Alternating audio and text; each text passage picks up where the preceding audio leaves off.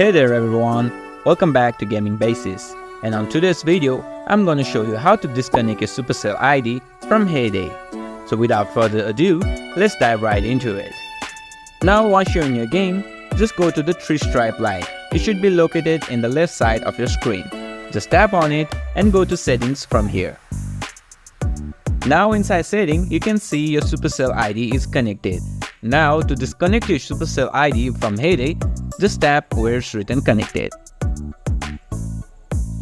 Now your Supercell ID should pop up.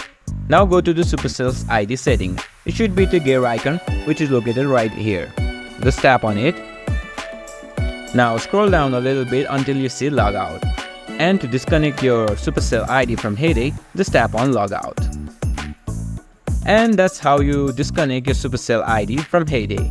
If you have any question, just leave a comment below and I'll try my best to help you guys. And don't forget to like this video and subscribe to my channel for more gaming tips. And be sure to hit that notification bell so you never miss a future video. Thanks for watching.